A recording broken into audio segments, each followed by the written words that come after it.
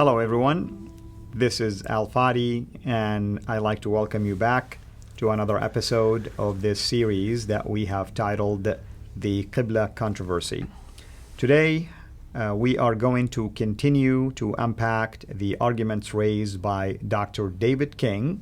Last time, we looked at a number of his theories that he used to explain away or defend the fact why early mosques built by early Muslims did not all face Mecca until later. When today we are going to take a look at 6 mosque examples that Dr. King have used to support his argument. With me here in studio is Dr. Jay Smith to help me unpack these examples. Thank you. Good to be here. Yes, we've been going through all of this material with King versus Gibson. King accusing, Gibson responding. And we're giving him our viewpoint on what Gibson is saying. And we're trying to understand what King is coming up with. And we have been frustrated by King's supposition because it's all based on mathematical models from the 9th, 10th, and 11th century, trying to impose that onto 7th and 8th century difficulties. And you can't do that. You can't assume that the 9th, 10th, and 10th century people knew what the 7th and 8th century people didn't or did not know. And so that's fascinating because we can now see that actually the 7th and 8th century knew quite a bit. They knew more than the 9th, 10th, and 11th century. And if only people would give them a little bit more credit, the 7th and 8th century, the Nabateans, the Arabs from that area, right. If they would only give them a little bit more credit, they would see these people were astounding when it came to direction. They knew exactly how to go. Their life depended on it. Their commerce depended on it. Everything depended on them finding direction. That's why they knew their mosque directions better than anybody else. And by the 9th, 10th, and 11th century, they were now urbanized people with roads, and they didn't need to have they didn't need to go across great swaths of desert without any landscape. So they no longer used the stars. They lost that whole ability to use the stars like the Nabateans were able to do. And that's why they now could not understand how the Nabateans could be so clever. Right. And so their view is they just weren't clever. They just were going all over the place. And they didn't know. And they were using solstice lines. They were using equinox lines. They were using the sunsets of the winter, the summer sunsets, which are the solstice line. They were using lines along the sides of Qiblas. Now, what King does is he gives you examples, and he only gives us 6 examples. And I thought it was fascinating. But I want to go through each one of those 6 examples because I think it's good that we understand. So the first one, I won't put it up quite yet, but it's the Umayyad Mosque in Damascus. And what he says about this, he says it faces Petra, but it was built on the Byzantine Basilica, which replaced a Roman temple, is what he's saying. That's why it's facing wrong. It's not facing Mecca, it's wrong. Gibson says, no, it's very clear this faces Petra. Very clearly it faces Petra. He said, no, that's not important. It's just the reason why, if it does so, it's because it's built on top of this basilica.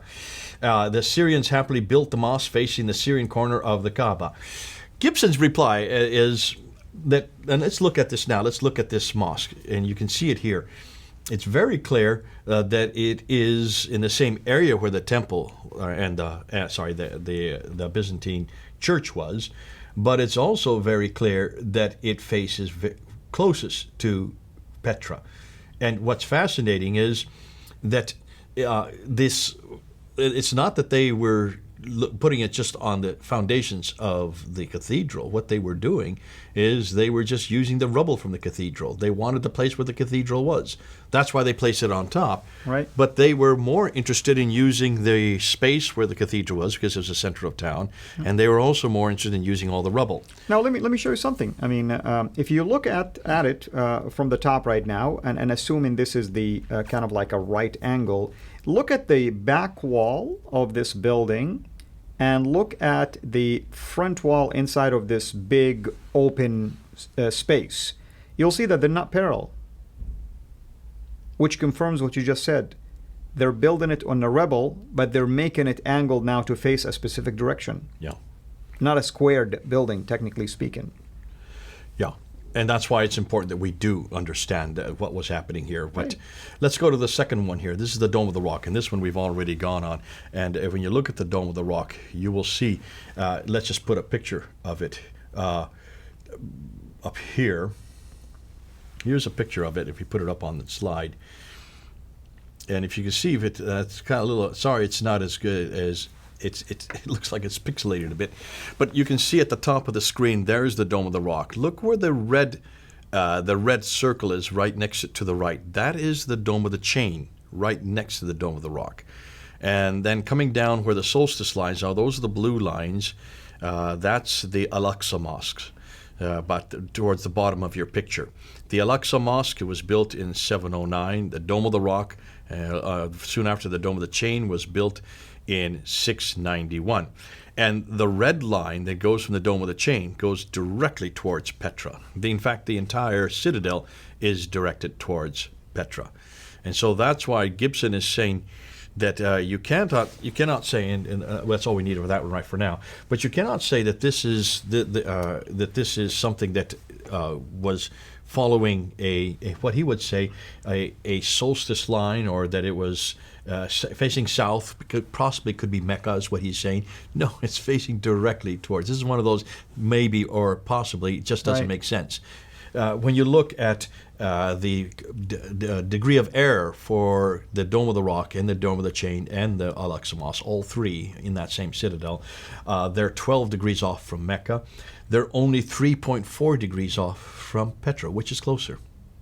Petra, obviously. That's right. And notice that they're next to each other. I mean, that's an interesting And part. it's not even a between mosque, because that's 3.7 degrees. So it's closer to Petra than the in-between period. And this would make sense because this is before the between. There were no between mosques in 691. That's right. They were only begun in 706. So you can see you can't be in between, and that's why it's not between, it's not parallel, it's not Mecca, it's Petra. Categorically Petra. So this idea of it more or less towards the south is not academic, and is not what the kind of response that we should be hearing from someone of Dr. King's potential, and also of his experience, and also his background as the authority in the world on this. Look at number 3 now. This is the Canton Guangzhou Mosque. He says it is oriented at 292 degrees, while Petra is at 295 degrees, and Mecca is at 285 degrees. These are modern degrees. So King says he believes it was directed towards the summer solstice. That's 295 degrees, and it couldn't have been built in 627 anyways, which is before Muhammad had died. So how can you have a mosque built before Muhammad have died? A very good. In fact, that's something that an awful lot of people have brought up, and it's something I'm sure a lot of you are asking. I get this all the time. How can you have mosques that were built while Muhammad was still living? We'll get to that because it's a good question that King brings up.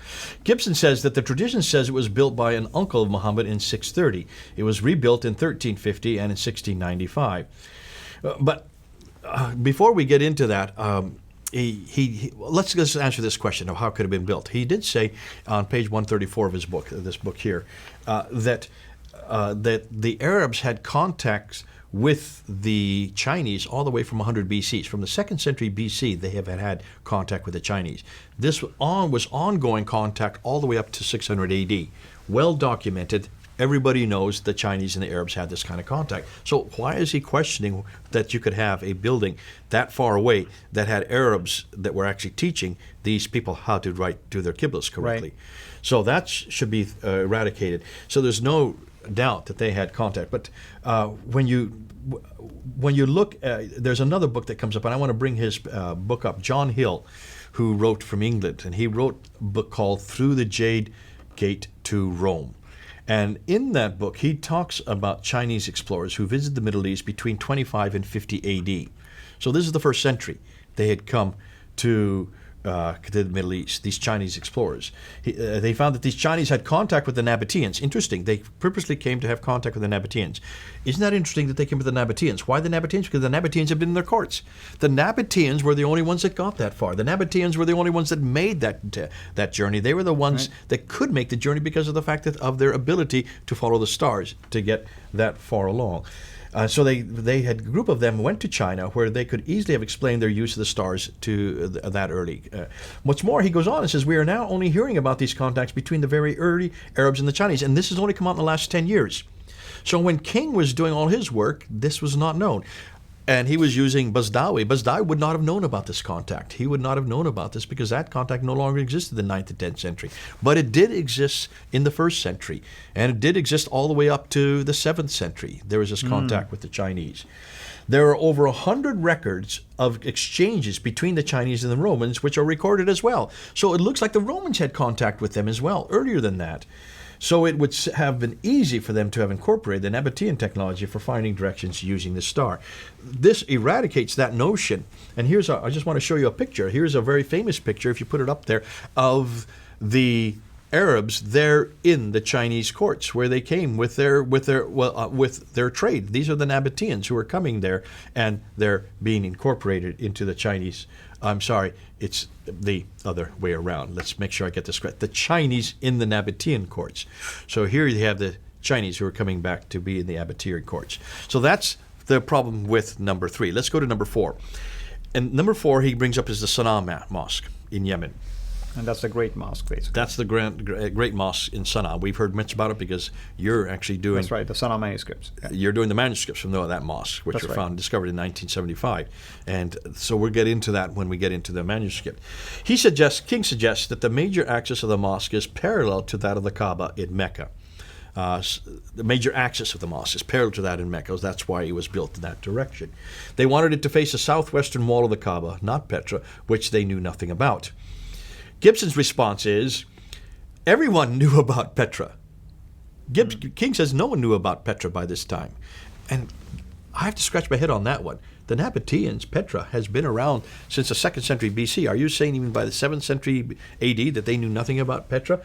When you stop and look and see. And people from Yemen would have made journey all the way north. The Chinese knew about Petra. Everybody knew about Petra. If that's not obvious, then I'm not sure either King's just not aware of it, or he's purposely trying to find something to get around this problem. But Gibson says, so where is there any early literature before these medieval theories which speak of using any walls of the Kaaba for directing early Qiblas? They made it up because they wanted to find a response to it, because they were able to go to the Sana'a and they saw that the mosque, it has the same direction as the Qibla walls in Mecca. Right. By the 9th century, Mecca would have had a Qibla wall. Mecca would have existed by the 9th century. It was well ensconced by the mid-8th century. So by that time, they would have known where the Mecca Qibla walls were. But this could not have been something that was in the 6th and 7th century. Would not have existed. Right. Even up to the 8th century. Now, here's the other thing, and this is something we brought up earlier, and this is what Gibson brings, and I would explain it as well. If they knew the direction of the Meccan Kaaba wall and were able to parallel their mosques to that direction accurately, then why couldn't they also have directed their Qibla with equal accuracy to the direction of Mecca? Absolutely. Absolutely, I agree. I mean, this is what I noticed with King's argument, Jay, is that he tried to make the early Muslims and the later Muslims to be so sophisticated in the use of technology of their days, the maths, stars, science, and everything in other areas. But when it came to prayer, which is very important for them, somehow they were flawed in their approach. They were very easygoing. They're not concerned about accuracy and so on and so forth. So it's really a slap in the face of early Muslims, actually, the way King is trying to present it. Yeah. Okay. Mosque number 5, and these are the only 6 he's going to go to. So mosque number 5 is the Cordoba Mosque. And remember the Cordoba Mosque we've talked about earlier, because King always brings up, he loves the Cordoba Mosque. It's in Spain. And he says that it's facing straight south. Now he says, according to his quote, he says he believes that it is because it was built to follow the Roman pattern with the minor axis solstitially aligned between the summer sunrise and the winter sunset, and it was built exactly in accordance with that suburban street plan, and that is why it faces a direction perpendicular to the solstices. Its major axis is parallel to the major axis of the Kaaba. And he uses as his expertise on that a guy named Michael Boning, who has found that these mosques in North Africa follow Roman plans of a city, which follow the cardinal directions. Now, Gibson comes back on that really strong, and Gibson says clearly, if you let's just put up the image of the city itself. There's the image. Take a look. The cardinal lines are in blue, and then take a look and see that the cardinal lines in blue, take a look, there are two different parts of the Roman city. There's a northern part and a southern part. Can you see that both in red? The northern part has larger spaces and the southern part has smaller spaces. Are they parallel? No. No. So even the Roman plans are not equal to each other. So what Roman plan, which are you talking about? The earlier ones or the later ones? The earlier ones are the bottom ones, the later ones are the upper ones. Well, you would think they would go with the upper ones, which are the later one. Now let's take the next image. You'll see there's the Cordoba Mosque. It's following the Roman lines of the earlier lines, which are right next to the river. Right. But it's following those lines. And if you want to get a mosque that is possibly Roman, you could say this is it, because take a look, it is following those grids of the roads. The difficulty is, what are you going to do with the other 8 mosques that are all from North Africa? That are different. They're all following the same lines. You mean the parallel, basically? The parallel line. They're all following the exact same line the Cordoba one they're is. different than the other ones But on the none other of them side. have Roman roads that they're following. So if you're going to make a theory for one, you got to make a theory for all of them, because they're all exactly parallel. They're all exactly looking straight south. So this cannot be used for that reason. And then we'll go to the 6th one, the last one, which he looks at, which is the Wasit Mosque, built between Petra and Mecca in 706. And this is the one where he said, Wasit means what in Arabic? In between. Between. So the word itself defines why it was built by Al-Hajjaj. That's right. In 706. And then by 1009 to 1155, it was redirected to Mecca, which would make sense. That's the 10th, 11th century. By that time, all the mosques are towards Mecca. But we want to go to this 706 one. Now, King says, it faces the winter sunset, which is parallel with the Meccan Kaaba northeast wall, chosen by early Iraqis, and then redirected later using mathematical equations. He says this was mostly acceptable in those days, but doesn't quote anyone. He just says it. Gibson comes back to him and he says, isn't it odd that they should build a Qibla which was more or less parallel to the northeast wall of the Kaaba, but they couldn't find a Qibla which actually was directed right at the Kaaba? The same problem that he had with the earlier one. Hold on a minute. If you're saying that they could be that accurate from that far away, there in Wasit, way over in the northeast, what is today Iraq, northeast Iraq, are you saying if they could be that accurate to know where the northeast wall was, then they certainly would have known where the Kaaba was? That's right. So remember, chapter 2, verse 149 and 150 that you emphasized at the very beginning, it says to do the direction, it. That's right. I mean, I can tell you that verse alone in the Quran, which I'm not endorsing the Quran, by the way, as divine book at all. All I'm saying, that verse in the Quran refutes King's entire arguments completely, because it's very specific and it's talking about a specific direction towards a specific object. Yeah. And that's all we can say about that. That's all we can say about it. But we're gonna bring this to a close here. But what I want to do then is look and see what his agenda and what his problems are. Right. Because he gets angry at a lot of people. He doesn't just get angry at Gibson. He gets angry at others that he should not be getting angry at. And so we'll unpack that, because this starts to show probably what King's agenda is. And hey, we may make the list of angry folks as well. So with that says, thank you so much for everybody for watching us, and I hope you've been enjoying this series. And hang tight until we meet again next time. Blessings to you. Thank you for watching. Please like our video, and we encourage you to subscribe to our YouTube channel, Syria International. And be sure also to click the bell so that you receive notifications whenever we upload new videos into the channel. And finally, I like to prayerfully encourage you to become a patron through Patreon. Your giving is much needed and will enable us to produce more and more of videos like this so that we can publish them on a weekly basis. So thank you in advance.